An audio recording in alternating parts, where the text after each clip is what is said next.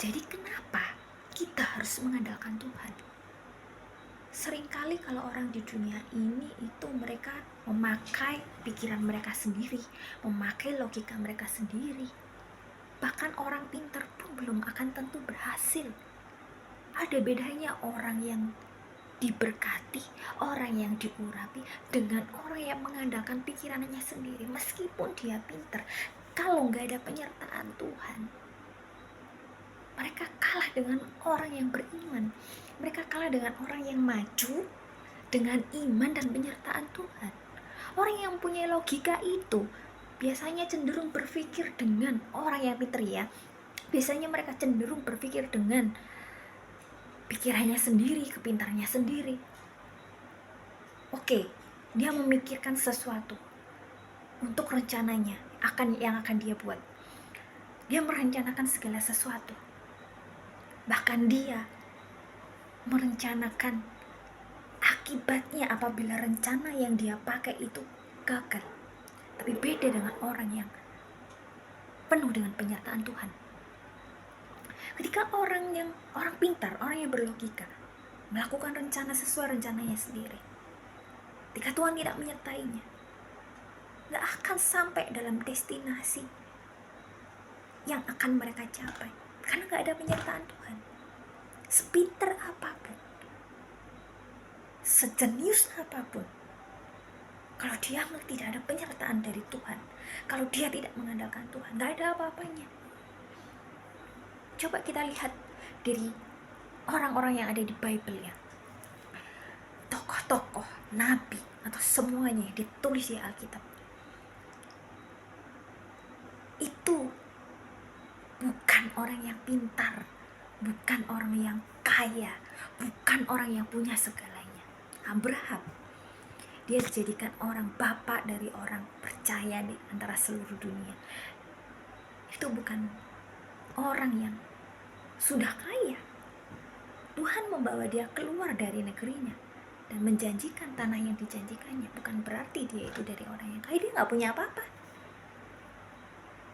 Sampai pada akhirnya dia berkati berlimpah-limpah. Setelah Abraham, anaknya Yakub bukan siapa-siapa. Yakub itu hanya mengembara. Bahkan dia ditipu berapa kali hanya untuk mendapatkan Rahel. Ditipu berapa kali. Tapi pada akhirnya Tuhan memberikan kemenangan, semuanya diberikan padanya. Sebelum itu Ishak, bapak dari Yakub, dia diberkati berlimpah-limpah. Dia memang keturunan Abraham, tapi ketika dia dalam negerinya dapat kesusahan yang segitu banyaknya, kekeringan, tapi dia justru diberkati berlimpah-limpah karena imannya. Karena di dalam keadaan seperti itu dia tetap menabur. Yusuf yang menjadi pemegang kuasa yang tertinggi di atas seluruh Mesir, dia bukan siapa-siapa. Dia cuma seorang anak yang dijual oleh saudara-saudaranya, yang dia pada akhirnya dimasukkan dalam penjara. Oleh karena kemurahan Elohim yang ada padanya, akhirnya dia bisa mengartikan mimpi yang Tuhan berikan, hingga akhirnya dia menjadi penguasa di seluruh kerajaan Mesir. Dia bukan siapa-siapa. Dia bukan orang pintar, dia bukan orang hebat. Tapi karena hati dan karena penyertaan Tuhan ada padanya, dia jadi diberkati berlimpah-limpah. Wow, luar biasa. Nangis gak sih? Kemudian Musa yang diutus oleh Elohim untuk mengeluarkan bangsa Israel dari Mesir. Itu adalah seseorang yang dia merasa, Tuhan, aku gak bisa ngomong loh. Kenapa gak Harun? Dia yang pandai berbicara. Kenapa harus aku? Bahkan Tuhan menguji dia beberapa kali, sampai tangannya dimasukkan dalam saku, dikeluarkan jadi kusta, dimasukkan lagi, dia sembuh. Dia masih belum percaya kalau dia itu disertai Tuhan, kalau dia bisa melakukan segala sesuatu.